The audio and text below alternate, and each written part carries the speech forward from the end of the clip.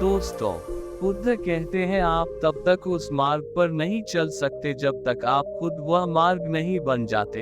लोग सवाल पूछते हैं, मेरा मन नहीं लग रहा, मैं क्या करूं? मैं मन को शांत करना चाहता हूं, एकांत करना चाहता हूं, मन को साधना चाहता हूं, हर तरह के फालतू के विचारों से मुक्ति पाना चाहता हूं, पर मेरा मन कहीं लगता ही नहीं। वो हमेशा भटकता रहता है। आइए एक कहानी के जरिए से हम आपको थोड़ा इसे समझाने की कोशिश करते हैं।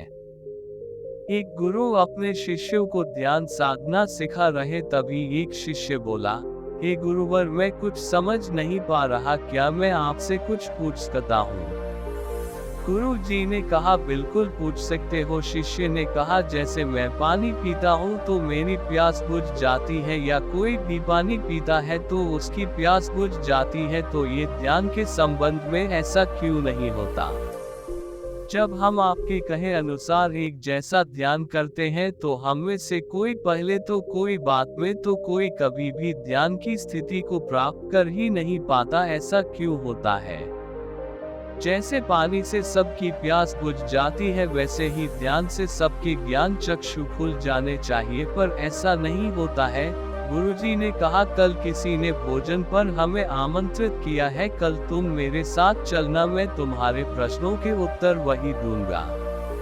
अगले दिन दोनों गुरु शिष्य भोजन के लिए एक धनी व्यक्ति के घर पहुंचे। धनी व्यक्ति की पत्नी ने उन्हें भोजन पर बुलाया था। दोनों भोजन करने बैठ जाते हैं। उन्हीं के साथ उस स्त्री का पति भी भोजन करने बैठा हुआ था। उसने अपने सभी नौकरों पर चिल्लाकर कहा, ये क्या बेकार सा भोजन बना रखा है, इसमें कोई स्वाद नहीं है। वह भोजन की थाली फेंककर नौकरों से कहता है कि जाओ दोबारा धन का भोजन बना कर लाओ। धनी व्यक्ति की पत्नी उन दोनों गुरु शिष्य से क्षमा मांगकर उन्हें भोजन परोसने लगे। दोनों ने भोजन किया। गुरु ने अपनी थाली में 2 रोटी छोड़ दी।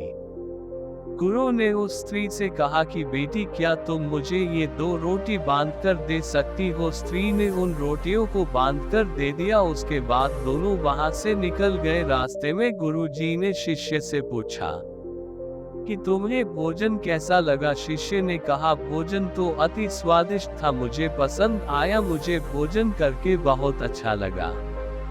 उस स्त्री के पति को भोजन पसंद क्यों नहीं आया? गुरु ने कहा, इससे अधिक तुम्हें और कुछ नहीं लगा? शिष्य ने कहा, इससे अच्छा और क्या लग सकता है गुरुदेव, मेरी भूख मिट गई, मेरा पेट भर गया। गुरुजी ने कहा, भोजन तो अच्छा था, फिर वो उस स्त्री के पति को भोजन पसंद क्यों नहीं आया? भोजन तो अच्छा बना था ना, भोजन एक ही था, तब उसे पसंद क्यों नहीं आया? शिष्य ने कहा, आप ठीक कहते हैं गुरुदेव, मैं तो कुछ समझ ही नहीं पा रहा हूँ, आप ही कुछ बताएं। गुरुजी ने कहा, अभी तो मेरे साथ आगे चलते रहो। गुरु शिष्य चलते चलते बहुत दूर निकल आए। शिष्य ने गुरुजी से कहा, गुरुदेव, हम हमारे आश्रम के मार्ग पर तो नहीं है, फिर हम कहाँ जा रहे हैं? गुरु ने कहा, बस चलते रहो। बहुत दूर चलने के बाद एक फटेहाल व्यक्ति गुरुजी के सामने आ गया और उनके चरणों में गिर गया और बोला, हे परमात्मा, मेरी मदद करो, मैं 3 दिन से भूखा हूँ, मैंने कुछ भी नहीं खाया है, आप कृपया कर मुझे कुछ खाने को दें।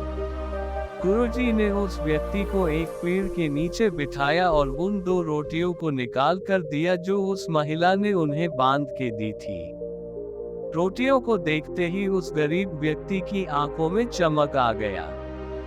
उसने तुरंत उन 2 रोटियों को लेकर खा लिया। खाते समय उस व्यक्ति की आंखों से आंसू निकल रहे थे। वो रो रहा था और खाता जा रहा था और हाथ से इशारे कर रहा था, जैसे वो किसी अदृश्य शक्ति को कह रहा हो, तेरा धन्यवाद इस रोटी के लिए खाने के बदौलत। उसने गुरुजी को प्रणाम किया और धन्यवाद कहा। गुरुजी ने उस व्यक्ति से पूछा कि भोजन का स्वाद कैसा था?